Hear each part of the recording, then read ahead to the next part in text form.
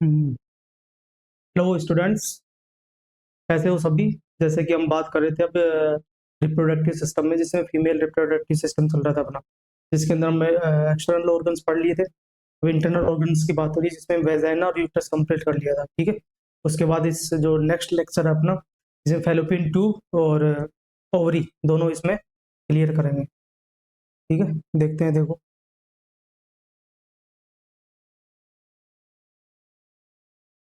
लेकिन देखो, female reproductive system की बात करेंगे, जिसमें चल रहा है बेटा पीछे का दो चीजें हो चुकी है इंटरनल ऑर्गन्स पे। ट्यूब्स पढ़ेंगे, ओवरी पढ़ेंगे, मेमोरी ग्लैंड्स पढ़ेंगे। ठीक है, देखते हैं नेक्स्ट। सबसे पहला आता है फेलोपियन ट्यूब। हेडिंग डालनी है बेटा फेलोपियन ट्यूब, उसके बाद लिखना है इंट्रोडक्शन। ठीक है। अब इंट्रोडक्शन फेलोपियन ट्यूब क्या होती है पहले देख लो आप। ये जो ट्यूब लाइक स्ट्रक्चर है बेटा, ये सारी ये ट्यूब लाइक स्ट्रक्चर होती है, जो कितने सेंटीमीटर की होती है? 10 सेंटीमीटर की होती है। ठीक है। फैलोपियन ट्यूब को यूटेराइन ट्यूब के नाम से भी जाना जाता है। ठीक है। फैलोपियन ट्यूब संख्या में कितनी होती है? दो होती है, एक लेफ्ट साइड में होती है, एक राइट साइड में होती है। फैलोपियन ट्यूब की लेंथ कितनी होती है? 10 सेंटीमीटर होती है। याद कर लेना बच्चों। फैलोपियन ट्यूब का डायमीटर कितना होता है? 1 सेंटीमीटर का होता है। देखो डायमीटर क्या होता है बच्चों, कि कितनी मोटाई है इसकी, यहाँ से यहाँ तक है ना। कितना है सर? 1 सेंटीमीटर का डायमीटर। फैलोपियन ट्यूब के 4 पार्ट्स होते हैं सर। कितने पार्ट्स होते हैं बेटा? 4 पार्ट्स होते हैं। सबसे पहले आता है इंटर पार्ट, 1.25 सेंटीमीटर का होता है। अस्तमस पार्ट आता है, 2.5 सेंटीमीटर का होता है। एम्पुला पार्ट होता है, 5 सेंटीमीटर का होता है। सबसे लॉन्गेस्ट पार्ट पूछे आपको फेलोपियन ट्यूब का, क्या बताओगे? एम्पुला बताओगे, ये क्वेश्चन है। इनफेंडिबुलम होता है 1.25 सेंटीमीटर का। ठीक है। अब ये सारे पार्ट्स देखेंगे आगे, इनके बारे में भी देखेंगे। नेक्स्ट देखो बेटा, parts of fallopian tube. Heading डालोगे यहाँ पे, parts of fallopian tube. Parts of fallopian tube के अभी बताएं, जस्ट देखो। ये सारे पार्ट्स होते हैं बेटा, कहाँ कहाँ होते हैं वो अभी बताएंगे तुम्हें। देखो, ये जो यहाँ का पार्ट होता है स्टार्टिंग का बेटा, ये जो यहाँ से जो स्टार्टिंग का जो पार्ट होता है फेलोपियन ट्यूब का, उसको इंटरस्टेलियर पार्ट बोलते हैं। फिर उसके बाद ये जो पार्ट है बेटा, इस पार्ट को बोलते हैं अस्तमस बोलते हैं। और ये जो पूरा ये घुमाव वाला पूरा यहाँ तक का पार्ट है बेटा, इसको बोलते हैं अस्तमस, जो सबसे लॉन्गेस्ट पार्ट होता है। यही यही पार्ट पे फर्टिलाइजेशन होता है। एक सारे क्वेश्चन आएंगे भी जब एम्पुला पढ़ेंगे तब, है ना। और ये जो लास्ट का ये पार्ट है बेटा यहाँ तक, इसको बोलते हैं इनफेंडिबुलम।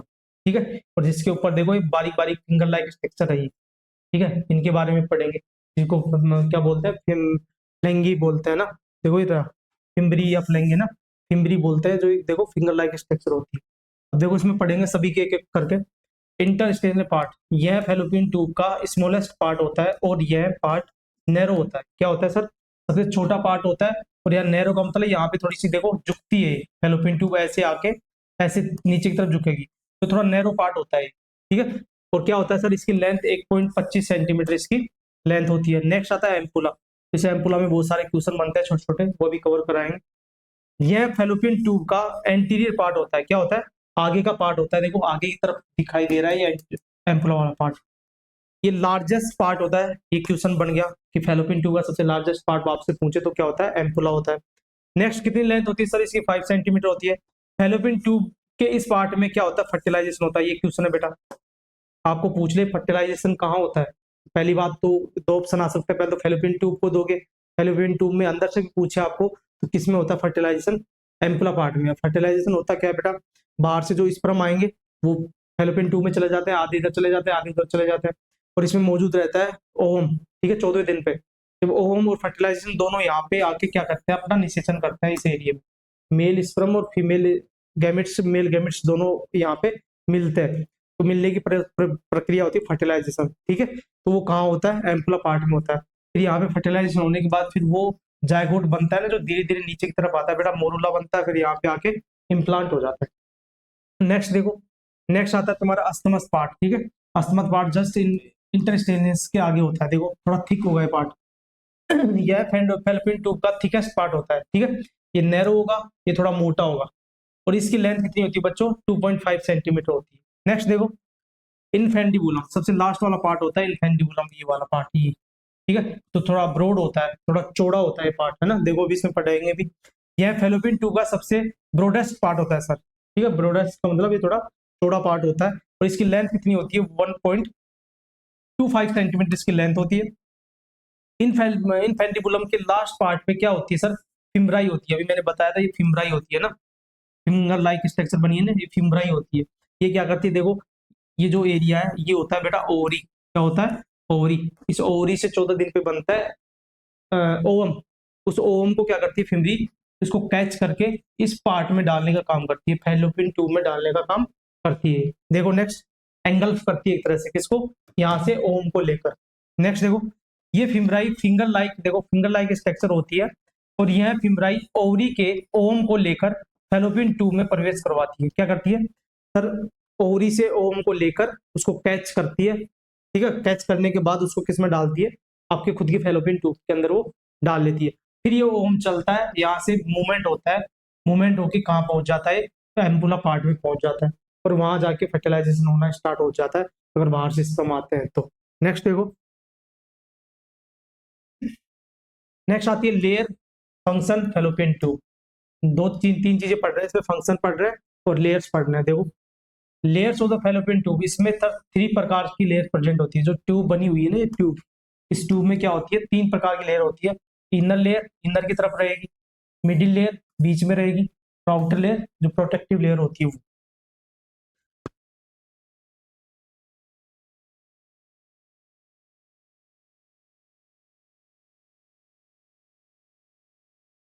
नेक्स्ट देखो, नेक्स्ट आती है इनर लेयर। देखो इनर लेयर में बारी बारी सीलिया प्रेजेंट होता है। देखो ये सीलिया, ये सीलिया बेटा अपन जब सीलियरी टिश्यू पढ़े थे उसमें भी पढ़े थे। जो हेयर्स होता है यही क्या करता है? उस ओम को आगे की तरफ मूवमेंट करवाने का काम करते हैं, फर्टिलाइजेशन ओम को भी, और वैसे जो ओम आता है उसको भी आगे की तरफ मूवमेंट करवाने का काम करते हैं। देखो अभी इसमें पढ़ते हैं आउटर लेयर। यह लेयर आउटर साइड में पाई जाती है। यह लेयर किसकी मिलनी होती है बेटा? सीरियस मेम्ब्रेन से मिलकर बनी होती है। नेक्स्ट देखो मिडिल लेयर, यह लेयर,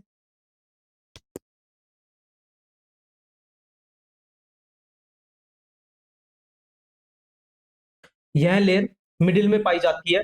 यह लेयर मस्कुलर से मिलकर बनी होती है। किससे बनी होती है? Middle layer. जो मिडिल लेयर है बेटा मस्कुलर से बनी होती है, सीरियस सीरियस लेयर से मिलकर बनी होती है ना, सीरियस मेम्ब्रेन से। नेक्स्ट है इनर लेयर, यह सबसे इनर की तरफ पाई जाती है, और इस लेयर किससे मिलकर बनी होती है? देखो बेटा, सीलिएटेड कोल्यूमर एपिथेलियम टिश्यू से मिलकर बनी होती है। ये सीलिया होती है, ये क्या करवाती है? उसको ओम को आगे की तरफ मूवमेंट करवाने में हेल्प करती है, ठीक है। इसमें कॉन्ट्रैक्शन होता है, ये आगे की तरफ उसको भेजने का काम करती है। नेक्स्ट देखो बेटा, function of fallopian tube. Sir function क्या करती है फैलोपियन ट्यूब? देखो, फैलोपियन ट्यूब ओवम को यूट्रस में पहुंचाने का कार्य करती है, ठीक है। ओवम को लिया, कहाँ से लिया सर? ओवरी से ओवम को लिया, और उसको कहाँ पहुंचाने का काम करतेगी? यूट्रस में। नेक्स्ट देखो, फर्टिलाइजेशन की प्रोसेस भी फैलोपियन ट्यूब में ही होती है, और कहाँ होती है बेटा? एम्पुला पार्ट में होती है। सर और फैलोपियन ट्यूब में सर फर्टिलाइजेशन होता है, मेल गैमेट्स और फीमेल गैमेट्स वहीं मिलते हैं, स्पर्म और ओवम दोनों। नेक्स्ट है, यह ओवम को मस्कुलर कॉन्ट्रेक्शन के द्वारा व सीलिया के द्वारा यूट्रस तक पहुंचाने का कार्य करती है। इसके अंदर जो सीलिया होंगी और इसके अंदर कॉन्ट्रेक्शन होगा, दोनों उसको ओम को या फर्टिलाइजेशन ओम को, दोनों को आगे की तरफ मूवमेंट करवाने का काम करती है ताकि वो यूट्रस तक पहुंच जाए, ठीक है। नेक्स्ट देखो, मोस्ट कॉमन एक क्वेश्चन है सारे, है ना बेटा, most common site of fertilization, तो क्या बोलोगे? एम्पुला। यानी कि सबसे मोस्ट कॉमन साइट कौन सी होती है फैलोपियन ट्यूब में, जहां पे सर फर्टिलाइजेशन निषेचन होता हो, वो होता है एम्पुला। नेक्स्ट है, most common site of ectopic pregnancy, ठीक है। यानी कि बहुत बार प्रेगनेंसी यूट्रस में प्लेस ना होने की बजाय फैलोपियन ट्यूब में प्लेस हो जाती है। यानी कि इसका मतलब क्या है? देखो पीछे डायग्राम बताता हूँ मैं आपको। जैसे कि यहाँ पे फर्टिलाइजेशन हुआ, ठीक है, फर्टिलाइजेशन हुआ, यहाँ से स्पर्म आ रहे थे, कि यहाँ से ओम मौजूद था, यहाँ पे दोनों के बीच फर्टिलाइजेशन हुआ। फर्टिलाइजेशन होने के बाद क्या हुआ? ये यहीं इम्प्लांट हो गए, यहीं क्या हो गए? इम्प्लांट हो गए, दोनों जायगोट यहीं इम्प्लांट हो गया, और वो धीरे धीरे अपनी शेप को बढ़ाएगा, जिसकी वजह से ये रप्चर भी कर सकता है तुम्हारे फैलोपियन ट्यूब को, ठीक है। नॉर्मल कहाँ इम्प्लांट होना चाहिए? ये जो जायगोट बन गया है, जायगोट यहाँ से आएगा, यहाँ से चलता हुआ आएगा, और यहाँ कहाँ पे इम्प्लांट होगा? इस यूट्रस के अंदर। तो यूट्रस में इम्प्लांट ना होने के बजाय अगर एम्पुला पार्ट में इम्प्लांट हो जाता है, तो उसको क्या बोलते हैं बेटा? Ectopic pregnancy. का मतलब ये हो गया कि यूट्रस के बजाय फैलोपियन ट्यूब किसी भी पार्ट में जाके इम्प्लांट हो जाता है फर्टिलाइजेशन होने के बाद, जो जायगोट होता है वो, तो वो एक्टोपिक प्रेगनेंसी कहलाती है। और एक्टोपिक प्रेगनेंसी सबसे ज्यादा देखने को मिलती है, कहाँ मिलती है? एम्पुला पार्ट में देखने को मिलती है। तो ये चीज वो बता रखा है उसने। देखो, most common site ectopic pregnancy क्या होती है? एम्पुला होती है। यानी कि यूट्रस की लेयर्स के बजाय बाकी ट्यूब्स के अंदर कहीं पे भी इम्प्लांट हो रहा है तो उसको एक्टोपिक प्रेगनेंसी बोलते हैं। इम्प्लांट का होना चाहिए बच्चा यूट्रस में, तो वहीं जाके बढ़ेगा, वहीं अपनी साइज साइज को बढ़ाता है। नेक्स्ट देखो, most common site of tubal ligation, ठीक है, किसमें होता है? एम्पुला में। ट्यूबल लिगेशन क्या होता है बेटा? जब बच्चे, आपने 2 बच्चे कर लिए कंप्लीट, उसके बाद आप जब ऑपरेशन करवाते हो ना, उस ऑपरेशन में क्या होता है बेटा? ट्यूब लिगेशन होता है। ट्यूब लिगेशन का मतलब ट्यूब को क्या किया जाता है? बांधा जाता है वहां से, है ना। तो कौन सी ट्यूब को बांधते हैं? देखो मैंने बताया था तुम्हें, इस फेलोपियन ट्यूब के इस एम्पुला पार्ट को ही बांधते हैं यहाँ से, ठीक है। यहाँ से बांध के लिगेशन कर दिया जाता है ताकि यहाँ का जो भी ओम बने वो इधर ना आ पाए, बाहर की तरफ आएगा नहीं, और यहाँ से जो स्पर्म आएंगे वो भी नहीं जा पाएंगे, तो उसमें फर्टिलाइजेशन होगा नहीं कभी भी। तो वो हमेशा के लिए आपको वो बोलते हैं कि ऑपरेशन करवा लीजिए। अब जिसको बच्चे नहीं चाहिए तो वो ये प्रोसेस करवाता है। नेक्स्ट देखो, तो वो भी कहाँ होता है? वो भी एम्पुला पार्ट में होता है, ये कह रहा है वो। नेक्स्ट आता है बच्चों ओवरी। फेलोपियन ट्यूब कंप्लीट हो चुकी है, उसके बाद आती है ओवरी। ओवरी में देखो, ओवरी डालोगे, फिर उसके बाद देखोगे इसका इंट्रोडक्शन क्या होता है। देखो, ओवरी की लेंथ कितनी होती है बच्चों? 3 सेंटीमीटर होती है। इसकी विड्थ 2 सेंटीमीटर होती है। ओवरी की थिकनेस 1 सेंटीमीटर, 3 to 1, ठीक है। और गोल यूट्रस की पूछे तो आपको 3, 2, 1 इंच में लिखना है आपको, ये सेंटीमीटर में सारा। देखो क्या होती है हाइट सेंटीमीटर, ये क्या होती है? ओवरी इस प्रकार से होती है। विड्थ उसकी चौड़ाई, थिकनेस कितनी मोटी होती है, लंबाई कितनी होती है? 3 सेंटीमीटर होती है। ओवरी की कैसी कलर की होती है सर? पिंक ग्रे कलर की होती है। कितनी होती है सर? 2 होती है नंबर में। ओवरी यूट्रस के दोनों साइडों में प्रेजेंट होती है, पीछे डायग्राम में देखा था। ओवरी को फीमेल गैमेट्स के नाम से भी जाना जाता है। और कैसी शेप की होती है? आलमंड शेप की। देखो बादाम के शेप की आपको नजर आएगी ओवरी। आलमंड का मतलब था बादाम, ठीक है। एवरी ओवरीज में इमेच्योर फॉलिकल्स होते हैं, जिन्हें क्या बोलते हैं? प्राइमरी oocytes कहा जाता है, ठीक है।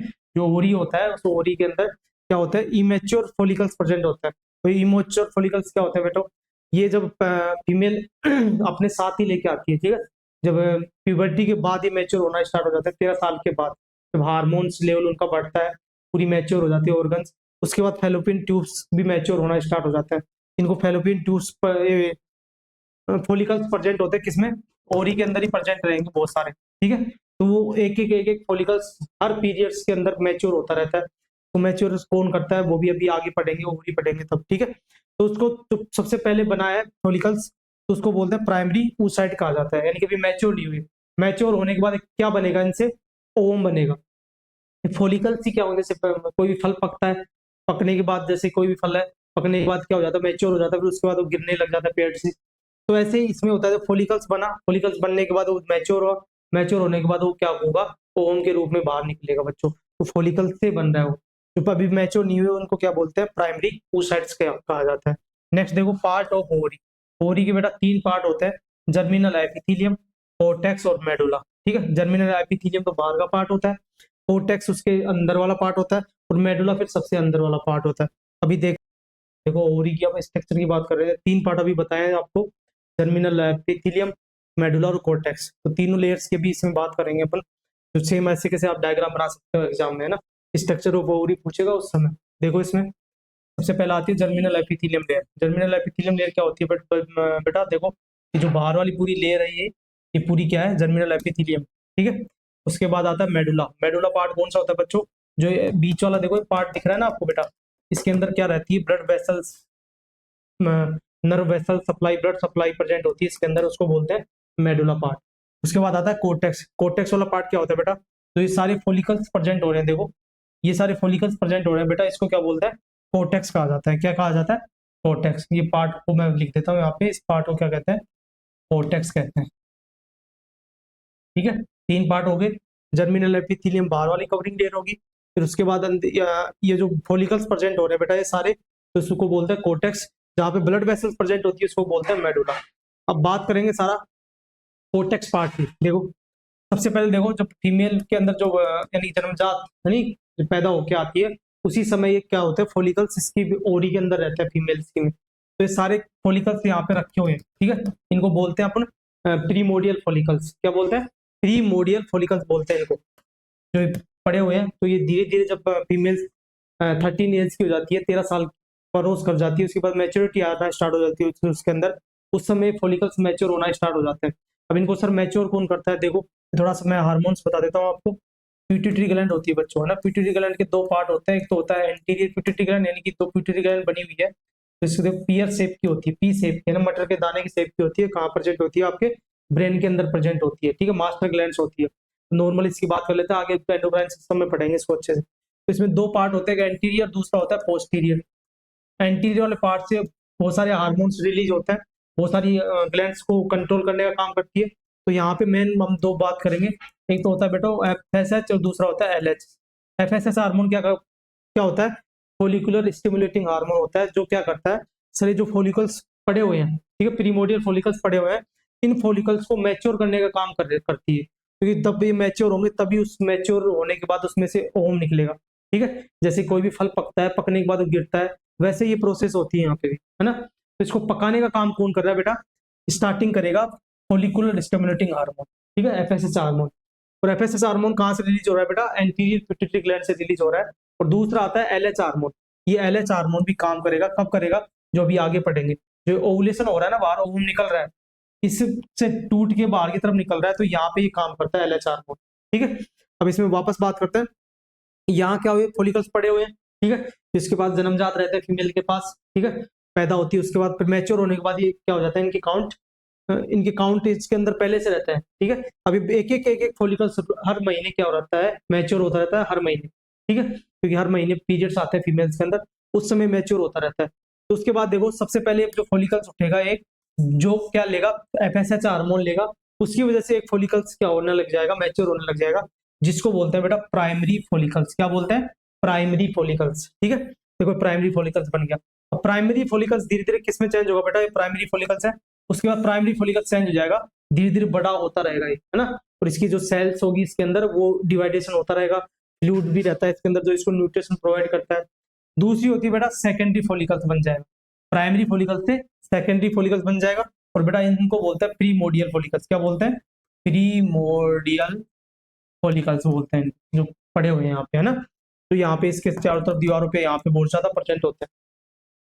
तो ये धीरे धीरे मैच्योर होगा तो किसका रूप लेगा सर? सेकेंडरी फॉलिकल्स बन जाएगा, ठीक है। उसके बाद ये बन जाएगा बेटा टर्सरी फॉलिकल्स। क्या हो जाएगा? Tertiary follicles. देखो टर्सरी फॉलिकल्स बन, ठीक है, धीरे धीरे शेप भी बड़ी हो रही है, इनकी आकृति बड़ी बड़ी हो रही है। और इसमें अलग से देखो, ये ओम अलग से बनता जा रहा है, ठीक है। तो इस वाले जो खाली पार्ट होता है, इसको इसको बोलते हैं बेटा एंट्रम पार्ट बोलते हैं इसको।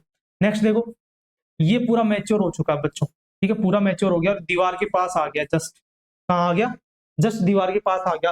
पहले सेंटर में था, धीरे धीरे ऊपर की तरफ आता हुआ, देखो जस्ट दीवार के पास आ गया। अब इसको बोलते हैं मैच्योर फॉलिकल्स। क्या बोलते हैं बेटा? मैच्योर फॉलिकल्स बोलते हैं। देखो कोर्टेक्स पार्ट की बातें चल रही है सारी, है ना, एक कोर्टेक्स वाला पार्ट है पूरा, जिसके अंदर फॉलिकल्स प्रेजेंट होते हैं।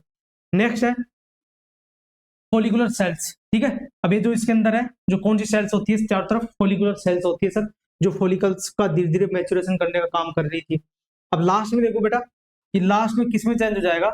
इसको बोलते हैं सेकेंडरी oocyte। इसको तो बोलते हैं जो इसमें से जो ओम, ये ओम बन रहा था, ये निकलता है बाहर की तरफ, ये अंडा जो बाहर की तरफ निकलता है, इसे निकले हुए अंडे को क्या बोलते हैं? सेकेंडरी oocyte बोलते हैं, ठीक है। अब नेक्स्ट देखो, जो ये पार्ट था पूरा, इस पूरे पार्ट को बोलते थे रप्चर्ड फॉलिकल्स। रप्चर्ड फॉलिकल का मतलब, अब सर ये रप्चर्ड हो चुका है, रप्चर्ड हो गया, रप्चर होने की वजह से ओम निकल गया। अब यहाँ पे रप्चर कौन करता है? इसको रप्चर करने का पूरा श्रेय जाता है एलएच हार्मोन को। ल्यूटिलाइजिंग हार्मोन क्या करता है? यहाँ पे इसकी वाल को कॉन्ट्रैक्ट करके बाहर की तरफ क्या कर देता है, इसको पुल करवा देता है, यहाँ पे दीवार को इंजर्ट करके, रप्चर्ड करके, तो ओम बाहर की तरफ आ जाता है। बाहर कहाँ आता है बेटा?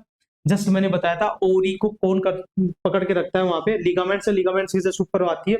फिंगर लाइक स्ट्रक्चर बताई थी आपको मैंने, जो फैलोपियन ट्यूब की, देखो ये फिंगर लाइक स्ट्रक्चर बना रहा हूँ यहाँ पे, ये पाइप बना रहा हूँ ओवरी का, फैलोपियन ट्यूब का, है ना, ये फैलोपियन ट्यूब आ गई, इसको बोलते हैं बेटा फैलोपियन ट्यूब। इस ये पार्ट था, इंटरस्टेशियल पार्ट था, ये पार्ट एम्पुला था, जस्ट पीछे पड़ा था। तो ये ओम इसको ये कैच करके किसमें डाल लेती है? अपने अंदर डाल लेती है, फैलोपियन ट्यूब के अंदर। अब ये ओम आ गया इसमें, अभी इसका अभिक्रिया कितने दिन पे हो रही है बेटा? ये हो रही है 14 दिन पे। जब 28 दिन की मेंस्ट्रुअल साइकिल होती है ना, तो 14वें दिन पे ओम बाहर की तरफ निकलता है, कहाँ आता है? इसके अंदर आता है, ठीक है। अब इसके अंदर आके कहाँ रुक जाएगा? सर इस एम्पुला पार्ट में रुक जाएगा। किसमें रुक जाएगा? एम्पुला पार्ट में रुक जाएगा। क्यों रुकेगा? ये फर्टिलाइजेशन का वेट करेगा। किसका वेट करेगा? फर्टिलाइजेशन का वेट करेगा। अगर इस ओम के अंदर देखो ट्यूब है, इस ट्यूब में यहाँ रुका हुआ है ओम, ठीक है। अब यहाँ रुका हुआ है, ये वेट कर रहा है बाहर की तरफ, यहाँ तक ही बाहर की तरफ ये होता है तुम्हारा यूट्रस, ठीक है, और यहाँ पे प्रेजेंट होती है तुम्हारी वेजाइनल कैनाल। अब यहाँ से स्पर्म आएंगे, कुछ स्पर्म इसमें चले जाएंगे, कुछ दूसरी ट्यूब में चले जाएंगे, ठीक है, ऐसे प्रोसेस होती है। अब स्पर्म यहाँ आने का वेट करेगा, अरे कितने दिन तक लाइव रहता है बेटा, 24 आवर्स तक रहता है ये लाइव, उसके बाद डेड हो जाता है अपने आप, ठीक है। इसकी लाइफ स्पान इतनी है 24 आवर्स तक। तो अगर यहाँ पे फर्टिलाइजेशन हो जाता है, ठीक है, फर्टिलाइजेशन हो जाता है तो क्या हो जाएगा, जो देखो नेक्स्ट, ये जो डेड पार्ट था बिल्कुल, ये किस में चेंज हो जाएगा बट बेटा, कार्पस ल्यूटियम के अंदर, अंडर डेवलप्ड कार्पस ल्यूटियम। फिर उसके बाद डेवलप्ड कार्पस ल्यूटियम डेवलप्ड हो गया, ये थोड़ा कम डेवलप था, उसके बाद एक क्या हो जाएगा, डेवलप हो जाएगा बच्चों 26 डेज पे पूरा डेवलप्ड कार्पस ल्यूटियम रहता है यहाँ। उसके बाद धीरे धीरे हार्मोन पूरा पीक लेवल पे होता है 16-26 डेज पे, वो हार्मोन भी पढ़ेंगे, मेंस्ट्रुअल साइकिल पढ़ेंगे उसके अंदर। तो क्या हो गया, ये किस में चेंज हो गया बेटा, ये चेंज हो गया सर कार्पस ल्यूटियम में चेंज हो गया। अगर फर्टिलाइजेशन हो जाता है बच्चों, यहाँ पे फर्टिलाइजेशन हो जाता है, बाहर से ओम आ जाता है इस समय पे 14 दिन पे, तो इस कंडीशन में ये क्या होगा, फर्टिलाइजेशन होने के बाद कार्पस ल्यूटियम चेंज नहीं होता कार्पस एल्बिगेंस में कभी भी, कार्पस ल्यूटियम ही रहता है तब तक प्लेसेंटा ना बन जाए उसके अंदर। प्लेसेंटा होता है यानी कि जाके ये इम्प्लांट होगा यहाँ पे, अगर फर्टिलाइजेशन हो गया होगा तो इम्प्लांट होने के बाद वहां पे प्लेसेंटा, तब तक ये क्या करता है, ये कार्पस ल्यूटियम प्रोजेस्टेरोन हार्मोन को इंक्रीज करके रखता है। मेंस्ट्रुअल साइकिल सेकंड कब आती है बेटा, मैंने पीछे भी बताया था, मेंस्ट्रुअल साइकिल पढ़ेंगे उसमें बताएंगे, जब हार्मोन्स डाउन हो जाते हैं तब मेंस्ट्रुअल साइकिल स्टार्ट हो जाती है। क्यों, क्योंकि वहाँ की जो एंडोमेट्रियम लेयर थी उसको oxygen supply, blood supply, nutrient supply होना बंद हो जाती है, जिसकी वजह से हार्मोन डाउन हो जाता है। और ये काम कब होता है, जब प्रेगनेंसी कंसीव नहीं होती है, फर्टिलाइजेशन नहीं होता है तब। और फर्टिलाइजेशन हो जाता है तब वापस हार्मोन उसके बने रहते हैं, वो बनाने का काम कौन करेगा, ये आपका कार्पस ल्यूटियम करता है बेटा, ये करता है प्रोजेस्टेरोन हार्मोन का सिक्रेशन करता है। तो प्रोजेस्टेरोन हार्मोन ये बना रहेगा तो प्रोजेस्टेरोन हार्मोन बॉडी में ज्यादा रहेगा, और ये तभी बना रहेगा तब इन दोनों के अंदर फर्टिलाइजेशन होगा, बाहर के स्पर्म में और ओवम के अंदर।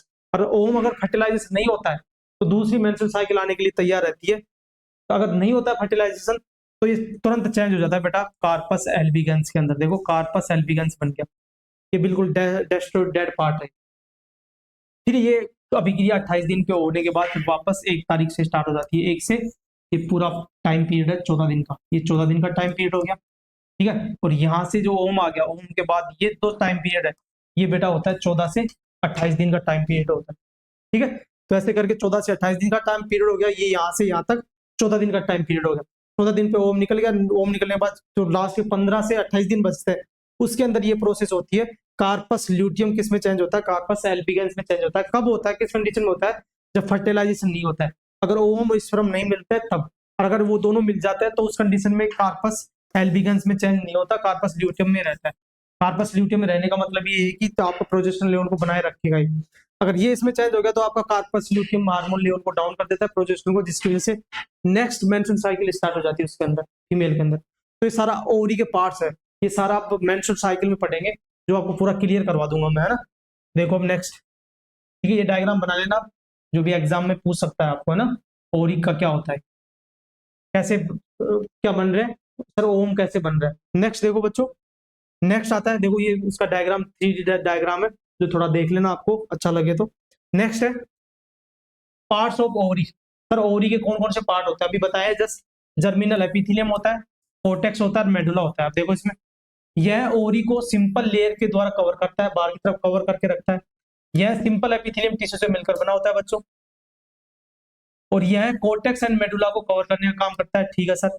इस स्ट्रक्चर को 2 पार्ट में डिवाइड किया गया है, जर्मिनल एपिथेलियम के अंदर ही देखो, जर्मिनल एपिथेलियम दीवार वाली है, ठीक है, इसके अंदर ही कोर्टेक्स है, इसके अंदर ही मेडुला है, ठीक है, दोनों के बीच में दोनों पार्ट पढ़ेंगे। कोर्टेक्स यह ओवरी का आउटर पार्ट होता है और कनेक्टिव टिश्यू से मिलकर बना होता है। देखो ये आउटर पार्ट होता है ओवरी का, तो कनेक्टिव टिश्यू से मिलकर बना होता है। इसके अंदर क्या रहता है, देखो फॉलिकल्स रहते हैं, देखो इस पार्ट में ओवरी फॉलिकल्स प्रेजेंट होता है, क्या रहता है, ओवरी फॉलिकल्स प्रेजेंट होते हैं, जो अभी पढ़े थे।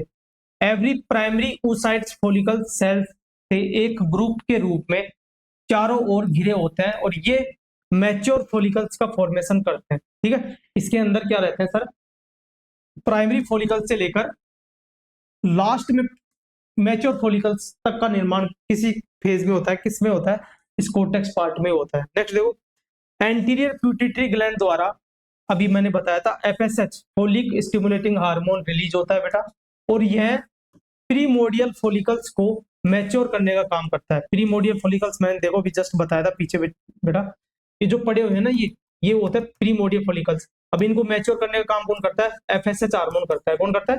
एफएसएच हार्मोन करता है, जो एंटीरियर पिट्यूटरी द्वारा रिलीज होता है। ये रिलीज होगा, ये इनको मैच्योर करेगा, तो किसमें बनाएगा? प्राइमरी फॉलिकल्स में निर्माण करेगा इनका। नेक्स्ट देखो, नेक्स्ट है ये है फॉलिकल्स।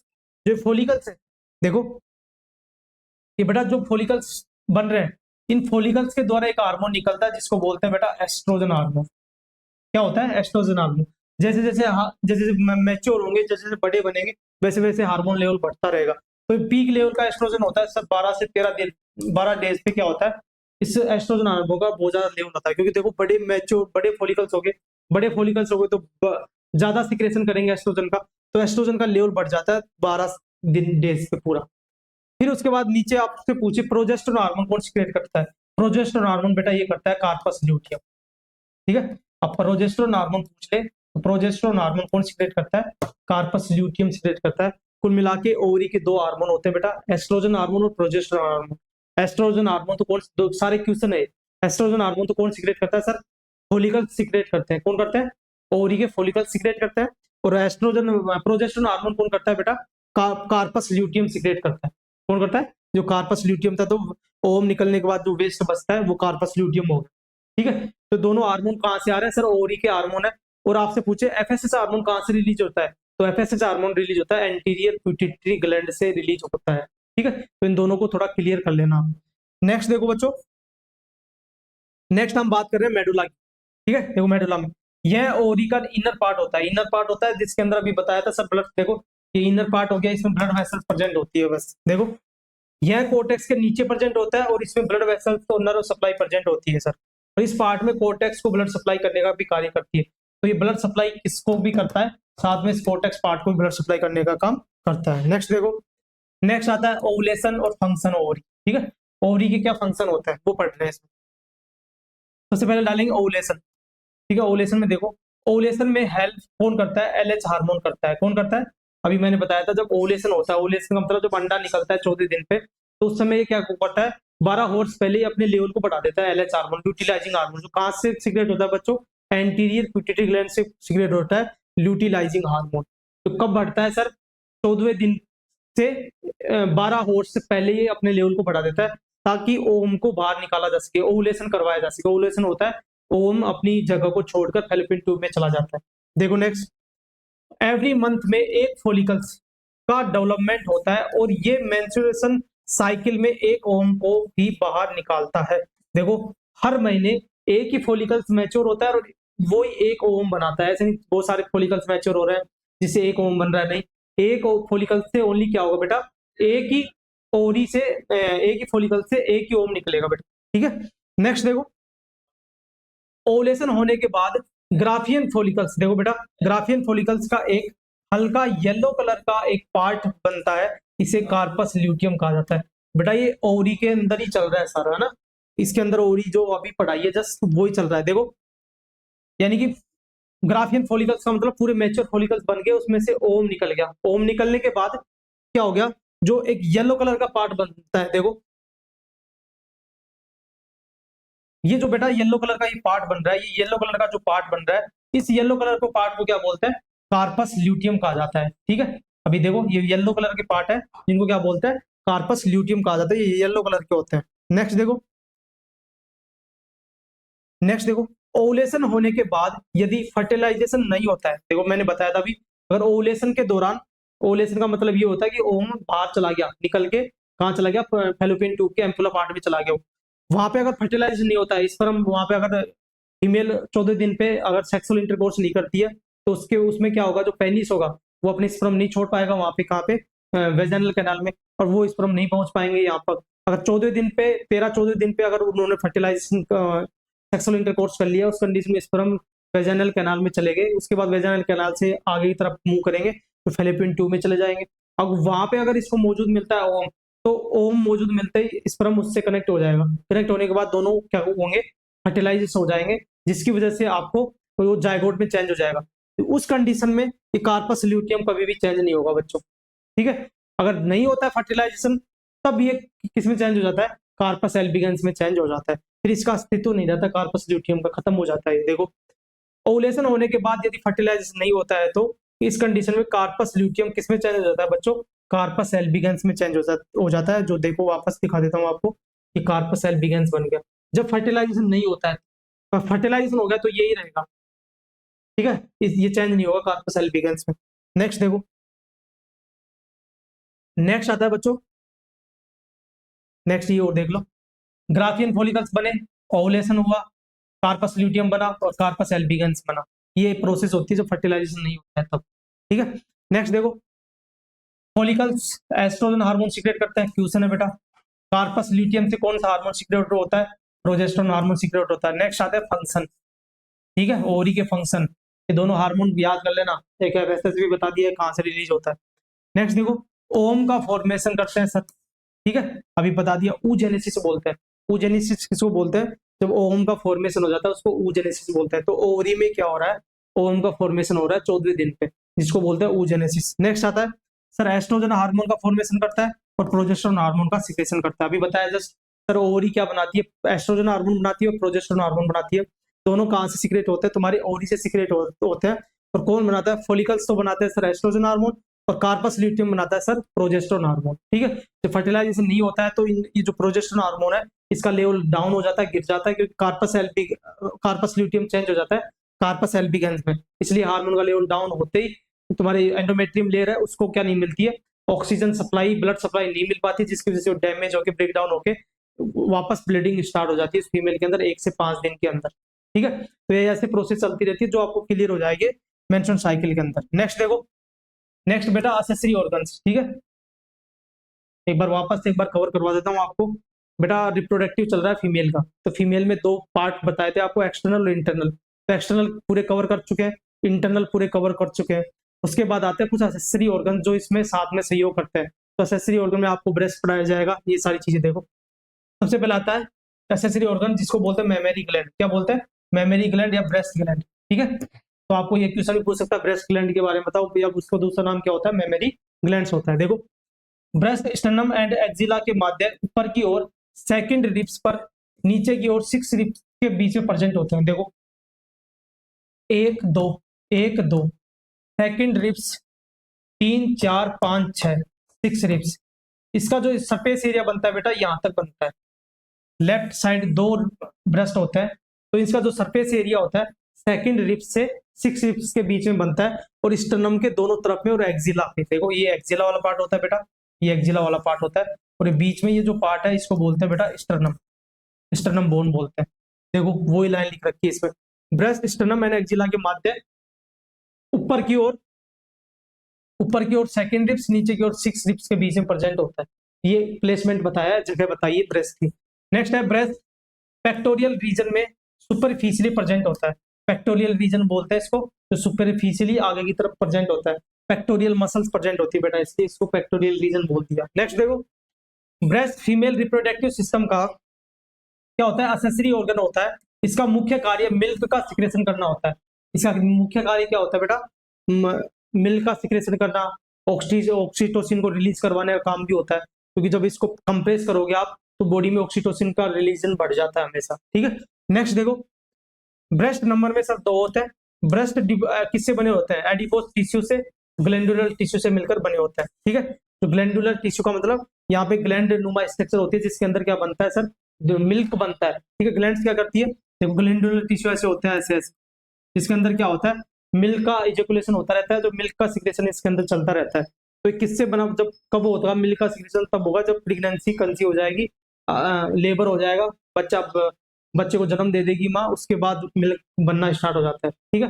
वो भी हार्मोन बताएंगे, प्रोलैक्टिन हार्मोन होता है जो इसमें सहयोग करता है, क्यों बनता है मिल्क वो आगे, ठीक है। तो ये क्या हो गया, किससे मिलकर बने होते हैं, तुम्हारे ब्रेस्ट एडिपोज टिश्यू से, यानी कि जितना फैट डिपॉजिट होगा तुम्हारे ब्रेस्ट में उतनी इनकी साइज बढ़ती रहेगी, ठीक है। फैट का और एस्ट्रोजन हार्मोन का, एस्ट्रोजन हार्मोन भी आपका क्या करता है, फैट के डिपोजिशन को बढ़ाने का काम करता है फीमेल के अंदर, इसलिए ब्रेस्ट का डेवलपमेंट होता है। एस्ट्रोजन हार्मोन फीमेल हार्मोन होता है, मेल हार्मोन नहीं होता, मेल में बिल्कुल कम होता है।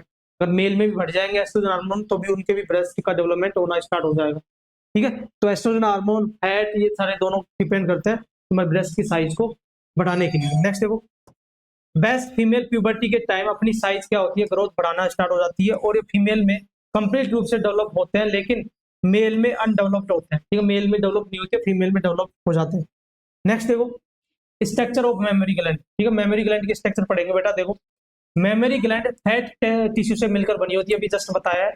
एवरी फीमेल में ब्रेस्ट की साइज अलग अलग पाई जाती है। ठीक है सर, ओल्ड एज में ब्रेस्ट क्या हो जाता है, कॉन्ट्रैक्ट हो जाते हैं। ठीक है, ओल्ड एज में सिंक हो जाते हैं, एक तरह से ब्रेस्ट है ना, कॉन्टैक्ट हो जाते हैं ओल्ड एज के अंदर। और वैसे इनकी साइज क्या हो जाती है, हर फीमेल्स के अंदर अलग अलग होती है। ठीक है, नेक्स्ट देखो, इंटरनल ब्रेकडाउन स्ट्रक्चर। ठीक है, इंटरनल स्ट्रक्चर देख रहे हैं। एवरी ब्रेस्ट में 15 से 20 लोब्स पाए जाते हैं। देखो, लोब्स हैं, लोब से क्या बनते हैं, लोब्यूल्स बनते हैं, फिर एल्यूलाइज होती है, लैक्टोफेरिस डक्ट होती है, फिर उसके बाद निप्पल होता है। ठीक है, ये लोब्स होते हैं सारे, ऐसे लोब्स होंगे, अभी जस्ट आगे स्ट्रक्चर में देखेंगे। तो लास्ट में निप्पल तक ये सारा क्या पहुंचता है, मिल्क पहुंचता है। नेक्स्ट देखो, एवरी ब्रेस्ट में 15 से 20 लोब होते हैं सर, पाए जाते हैं, और ये संख्या में क्या होता है, 20 के आसपास होते हैं। ठीक है, ये लोब्स बने हैं, तो लोब्स कितने होते हैं सर, 15 से 20 लोब्स होते हैं प्रत्येक में, ये प्रत्येक खाने में। जैसे कि ब्रेस्ट है, इस ब्रेस्ट के इस खाने में, इस खाने में, इस खाने में, इस खाने में, ऐसे टोटल कितने खाने होते हैं सर, 20 खाने होते हैं। और 20 के अंदर कितने लोब्स होते हैं, 15 से 20, 15 से 20, 15 से 20, 15 से 20 ऐसे होते हैं। और सारे एक जाके मिलते हैं यहाँ पे निप्पल के पार्ट्स, यहाँ पे निप्पल वाले पार्ट्स से जाके मिलते हैं। ठीक है, नेक्स्ट देखो, ये लोब्स मिलकर लोब्यूल्स का फॉर्मेशन करते हैं। देखो, ये सारे लोब्स मिलकर क्या बनाते हैं, एक लोब्यूल्स का निर्माण करते हैं, क्योंकि सभी आगे जाके एक उसमें डिवाइड। देखो, ये पूरे पूरे पीछे लोब्स थे, लोब्यूल्स थे, और आगे जाके एक जगह बनना है इनको, क्योंकि ये जाके किससे कनेक्ट होंगे, निप्पल से कनेक्ट होंगे। नेक्स्ट देखो, एवरी लोब्स में एक ग्रुप लाइक स्ट्रक्चर पाई जाती है, जिसे क्या बोलते हैं, एल्यूलाइज कहते हैं। क्या कहते हैं, प्रत्येक लोब्यूल्स में क्या प्रेजेंट होती है सर, ग्रुप लाइक स्ट्रक्चर होती है। ग्रुप देखा है, जैसे ऐसे एल्यूलाइज, ये गुच्छे नुमा स्ट्रक्चर पाई जाती है, जो जिसको क्या बोलते हैं, एल्यूलाइज कहा जाता है। प्रत्येक एल्यूलाइज में छोटी छोटी डक्ट खुलती है, और ये छोटी छोटी डक्ट लैक्टोफेरिस डक्ट या लैक्टोफेरिस साइनस का फॉर्मेशन करती है। देखो, ये जो एल्यूलाइज की छोटी छोटी बनाई है, यहाँ पे ग्रुप ऑफ एल्यूलाइज बनाई है, ये सभी खुलती है डक्ट के रूप में, डक्ट के रूप में, जिसको बोलते हैं लैक्टिफेरिस डक्ट बोलते हैं, जो जहां से मिल्क लेके जाएगा वो कहां तक, निप्पल तक पहुंचाने का काम करेगा। नेक्स्ट देखो, एवरी लैक्टिफेरिस डक्ट निप्पल में जाकर ओपन होती है। देखो, प्रत्येक लैक्टिफेरिस डक्ट कहां जाके खुलती है, ये खुलती है निप्पल में। तो ये सीक्वेंस बना दिया। चल, लोब्स बने, लोब से क्या बने, लोब्यूल्स बने, लोब्यूल्स क्या करेंगे, ग्रुप ऑफ एल्यूलाइज होंगे, ग्रुप ऑफ गुच्छे, उनको बोलते हैं एल्यूलाइज। तो सभी एल्यूलाइज के से क्या निकलेगी सर, लैक्टिफेरिस डक्ट निकलेगी, जो किस में जाके खुलेंगी, निप्पल्स में जाके खुलेंगी। नेक्स्ट देखो बच्चों, नेक्स्ट आता है, देखो ब्रेस्ट का डायग्राम, स्ट्रक्चर ऑफ ब्रेस्ट। ठीक है, अब स्ट्रक्चर ऑफ ब्रेस्ट लिख के वो सारी थ्योरी आपको लिखनी है। देखो, इसमें ये बेटा रिप्स होती है, ये सेकंड रिप्स होगी, पीछे वाली मैंने बताई थी, सेकंड और 6 रिप्स के बीच में क्या रहता है सर, बना रहता है। ये आती है पेक्टोरियल मसल्स, जो मसल्स है। ठीक है, अब मसल्स के आगे प्रेजेंट होता है तुम्हारा पूरा ब्रेस्ट। ये बेटा सारा देखो, ये तो दिख रहा है आपको, ये होता है फैट, जिसको बोलते हैं सबक्यूटेनियस फैट। ठीक है, ये कोलेस्ट्रॉल होता है यहाँ पे, देखो ये सारा। उसके अंदर देखो ये बनी हुई है सारी, ये लोब्यूल्स है, लोब्स है। देखो, ये इसको बोलते हैं एडिपोस टिश्यू बोल सकते हो, जो अभी बताया था, एडिपोस टिश्यू या फैट टिश्यू से मिलकर बनी होती है, पूरा टिश्यू है। नेक्स्ट आगे जाएंगे तब देखो, ये ऊपर ऊपर सबसे पहले क्या बन रहा है बेटा, लोब्स बन रहे हैं। देखो, ये लोब्स है। उसके बाद लोब्स क्या करेंगे, बारीक बारीक एक पूरा लोब्स के अंदर बहुत सारे क्या रहते हैं, लोब्यूल्स मिले रहते हैं। उसके बाद देखो, ये बाहर वाला जो एरिया है, इस बाहर वाले एरिया को तो बोलते हैं बेटा स्किन बोलते हैं। क्या बोलते हैं, स्किन बोलते हैं। अभी जो आगे का निप्पल है बेटा, इस निप्पल को बोलते हैं निप्पल, जो आगे का ब्रेस्ट का आगे का पार्ट होता है ना, उसको बोलते हैं निप्पल। अब एरियोला क्या होता है बेटा, जो देखो चारों तरफ में डार्क डार्क पार्ट होगा, हर ब्रेस्ट पे प्रेजेंट मिलेगा आपको, डार्क डार्क थोड़ा गहरा। ठीक है, स्किन से थोड़ा गहरा कलर मिलेगा, उसको बोलते हैं बेटा एरियोला। क्या बोलते हैं, एरियोला। नेक्स्ट आती है लैक्टिफेरस डक्ट। देखो, लैक्टिफेरस डक्ट और क्या होते हैं, लैक्टिफेरस साइनस। देखो, यहाँ से सर ये क्या बने, लोब्स बने। लोब्स किस में कन्वर्ट हुए, एक एक एक एक एक, एक लोब्यूल्स बनाए अपने अपने अपने लोब्यूल्स बनाने के बाद अपनी क्या बनाई उन्होंने, एक क्या बनाई, साइनस बनाए। साइनस का मतलब थोड़ा सा उभार डक्ट के अंदर। फिर उसके बाद ये जो पाइप है पूरे, ये पाइप क्या होता है, इनको सभी पाइप को बोलते हैं डक्ट, जिसको बोलता है लैक्टिफेरस डक्ट। अब इसमें जो मिल्क बनता है, उस मिल्क को ये लैक्टिफेरस डक्ट कहाँ पहुंचाने का काम करते हैं, इस निप्पल तक पहुंचाने का काम करते हैं। जब बच्चा इसको सक करेगा इसको, उस समय ये क्या होंगे, बाहर की तरफ प्रोड्यूस हो जाएंगे। ऑक्सीटोसिन हार्मोन क्या काम करता है, ठीक है। तो ऑक्सीटोसिन जब यहाँ पे टच करेगा बेबी, तो ऑक्सीटोसिन रिलीज हो जाता है फीमेल के अंदर, जिसकी वजह से ब्रेस्ट में से जो मिल्क बनता है वो बाहर की तरफ आना स्टार्ट हो जाता है, ठीक है। अभी लोबुल से यहाँ से मिल्क बनेगा, मिल्क बनते बनते आगे की तरफ जाएगा, कहाँ मिलेगा वो, लैक्टोपेरिस्टक्ट के अंदर मिलेगा, ठीक है। तो इसमें बारीक बारीक है, देखो इनके बीच में तो ऐसे ऐसे गोले गोले से रहेंगे ना, तो उनको बोलते हैं बेटा साइनस, ठीक है। नेक्स्ट देखो, अब इनके बारे में पढ़ेंगे कौन क्या क्या कर रहा है। देखो सबसे पहले आता है एरियोला। देखो ये एरियोला होगा बेटा ना, जिसमें देख बारीक बारीक बारीक बारीक दाने से, ये दाने दाने से दिख रहे हैं, ठीक है। और ये होता है बेटा निप्पल। निप्पल में देखो बाहर आगे की तरफ छिद्र होते हैं बहुत सारे, ठीक है, जिससे दूध निकलता है बाहर की तरफ। निप्पल के चारों ओर डार्क कलर का प्लेस क्या कहलाता है बेटा, एरियोला कहलाता है। तो डार्क कलर का जो प्लेस है पूरा बेटा, इसको क्या बोलते हैं, एरियोला, ठीक है। समझ में आ रहा होगा सभी को। एरियोला की सरफेस पर सीबियस ग्लैंड्स पाई जाती है, जो लैक्टेशन के दौरान लुब्रिकेशन का काम करती है। देखो इस एरियोला पे बारीक बारीक बारीक सीबीएस ग्लैंड्स पाई जाती है, जो क्या करती है, सीबम का सिक्रेशन करती है, ताकि जब बच्चा दूध पिएगा उस समय उसको चिकनाई प्रदान हो, ठीक है, फ्रिक्शन ड्राइनेस ना हो। तो फ्रिक्शन रहेगा तभी वो क्या कर पाएगा, उसको सक कर पाएगा, ठीक है। तो लुब्रिकेशन का काम करता है इस एरिया में। नेक्स्ट देखो, इस सीबीएस ग्लैंड्स को मोन्टेगोमेरी ट्यूबरकल्स भी कहा जाता है। क्या कहा जाता है, जो ग्लैंड्स पाई जाती है, देखो ये रे मोन्टेगोमेरी ट्यूबरकल्स बोलते हैं इसको। देखो क्या बोलते हैं, मोन्टेगोमेरी ट्यूबरकल्स बोलते हैं। देखो ये सीबीएस ग्लैंड्स के बने होते हैं, ठीक है, जो प्रेगनेंसी के बाद थोड़े अपनी साइज को बढ़ा लेते हैं, जब बच्चा डिलीवर होता है उसके बाद, ठीक है। वैसे स्टार्ट हो जाता है 24 वीक के बाद, तो ये स्टार्ट हो जाते हैं थोड़ा थोड़ा अपनी उभार स्टार्ट हो जाती है इनके अंदर। नेक्स्ट देखो, निप्पल। निप्पल की बात कर रहे हैं बेटा, ये निप्पल वाला पार्ट है। देखो निप्पल ब्रेस्ट के सेंटर में प्रेजेंट होता है। ब्रेस्ट कैसा भी हो, बीच में सेंटर में प्रेजेंट होगा हमेशा निप्पल। नेक्स्ट देखो, निप्पल कोनिकल प्रोजेक्शन का होता है, ठीक है। कोनिकल का मतलब ऐसे बिल्कुल खड़े खड़े टाइप्स का।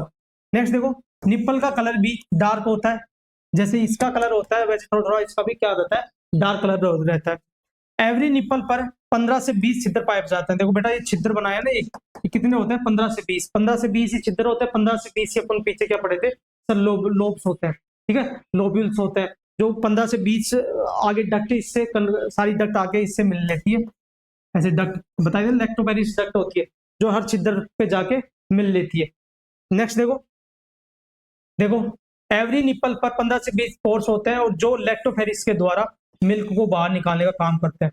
लोबिल्स में मिल्क था, उस मिल्क को कौन पाइप लेके आएगा, एक लैक्टोफेरिस डक्ट आती है, वो इससे अटैच रहती है, वो उस दूध को बाहर की तरफ लाता है। नेक्स्ट देखो, ठीक है बच्चों, मिलते हैं हम नेक्स्ट क्लास में, जो भी आपका टॉपिक होगा इसमें। इसमें अब बाकी बचा है आपका मेंस्ट्रुअल साइकिल बची हुई है, ठीक है, मीनोपॉज बचा हुआ है, और फीमेल रिप्रोडक्टिव सिस्टम बचा हुआ है, ठीक है। तो सभी बच्चों को थैंक यू, और ज़्यादा से ज़्यादा क्लासों को शेयर किया करो, लाइक किया करो, कमेंट किया करो, अगर आपको क्लास अच्छी लग रही है तो, ठीक है।